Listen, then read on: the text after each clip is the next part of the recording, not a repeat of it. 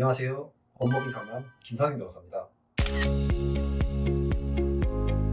오늘은 정보통신망법 위반죄로 억울하게 유죄를 받을 뻔한 사연을 소개해드리고자 합니다.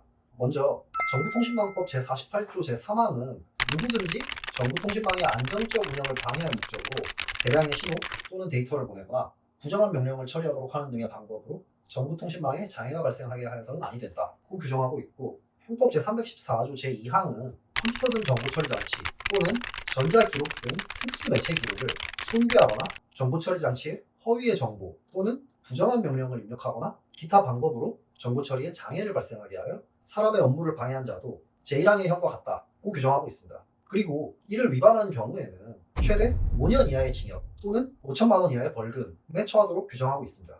자, 그럼 먼저 형사사건에서 피의자로 입건된 경우 대략적인 사건 진행 경과를 한번 살펴볼까요? 자, 수사기관은 고소, 고발 또는 이제 인지 이렇게 두 가지 경우로 사건을 접수하게 돼요. 이때 피의자 특정이 이루어지면 한 달 내에 피의자 소환을 하게 됩니다. 피의자를 소환한 뒤에는 이제 경찰 조사를 하죠. 즉 피의자 신문 조서를 작성하게 됩니다. 피의자 신문을 하게 되면은 이게 제일 중요한데, 왜냐면 이제 흔히 뭐 첫 단추를 잘 꿰야 된다 이런 표현들을 쓰잖아요. 그러면 형사사건에서 첫 단추가 뭐냐? 바로 경찰 조사를 말합니다.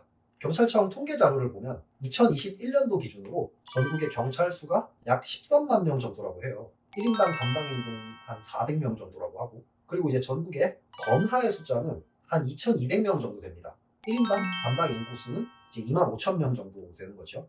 들어보면은 이제 대충 감이 오셨을 거예요. 경찰은 업무에 치이기 마련이에요. 검사는 더하죠. 그럼 어떻게 될까요? 피의자가 적극적으로 주장하지 않은 점은 수사기관도 들여다볼 수가 없어요. 이거는 뭐 수사기관이 잘못했다 이런 게 아니라 현실적으로 그럴 수밖에 없습니다. 이제 분야별로 뭐 천차만별이기는 하지만 경찰 한 명당 이제 담당하는 사건 수가 평균적으로 뭐 15건이라고들 해요. 변호사들은 이제 보통 한 명이 뭐 적게는 20건, 많게는 한 80건 정도까지 하거든요.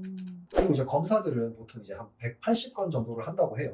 제가 아까 경찰 조사가 첫 단추라고 말씀을 드렸잖아요. 그렇게 얘기를 하고 바로 이어서 사건 수 얘기를 했어요. 이게 무슨 말이냐? 수사기관이 사건이 많다. 그렇기 때문에 피의자가 적극적으로 그리고 법리적으로 주장하지 않으면 들여다볼 수가 없다. 검사는 사건 수가 더 많아요, 경찰보다. 경찰은 이제 그나마 일선에서 직접 수사를 뛰기 때문에 1인당 사건 수가 적은 편이에요. 그런데 검사는 서류를 봐요. 정확하게는 서류만 봐요. 검사가 피의자 조사를 하는 경우는 진짜 드물어요. 경찰 조서가 기록으로 남죠. 그리고 그 기록이 경찰에서 검찰로 송부가 돼요. 검사는 경찰 조서만 봐요. 그런데 거기서 변호인 의견서가 똑바로 나가지 않았다. 그러면 뒤에까지 다 꼬일 수밖에 없어요.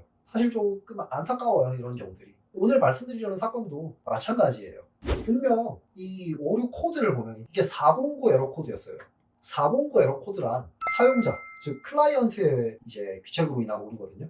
이거는 서버의 장애로 인한 것이 아니에요. 그런데 경찰 조사에서부터 이게 드러났어요. 그런데도 이 사건에서는 이걸 충분히 지적을 못했죠. 왜냐하면 경찰 조사에서 503 에러 코드라는 것이 드러났는데 이거를 지적을 안 한 거예요. 그래서 어떻게 됐냐? 결국 기소 의견으로 송치가 됐고 1심에서 유죄가 났어요. 뭐 저도 그래서 의뢰인한테 물어봤어요. 이 코드 409 에러가 정확하게 무슨 내용이냐? 그리고 그 내용을 어디서 확인할 수 있냐? 공신력 있는 자료는 있냐? 그러고 이제 또 물어봤어요. 사실 말씀해주신 내용을 종합을 해보면은 기소가 된 거는 조금 이해가 되지 않는다. 그런데 심지어 1심에서 유죄가 났다? 이거는 솔직히 더 이해가 안 된다. 그 당시에도 보니까는 지금 보면은 이제 변호사님이 계셨는데 이런 말씀들을 하셨냐 했는데 당연히 했대요. 그런데 이제 그 변호사님이 이런 건 중요한 게 아니다 라고 하셨다는 거예요.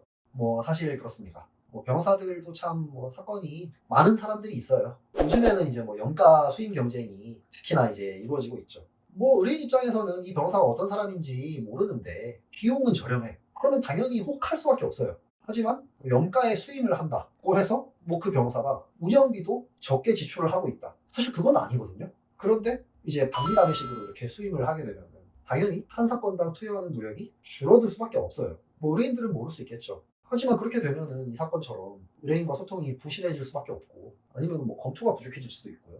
뭐 어쨌든 이 사건의 경우 그렇게 1심에서 유죄가 났어요. 그러고 저를 찾아오셨어요. 저는 사실 이제 사건의 가능성을 얘기할 때 다른 변호사들에 비해 상대적으로 조금 이제 보수적으로 얘기를 하는 편이에요. 왜냐하면은 사건의 결과는 진짜 뭐 아무도 몰라요.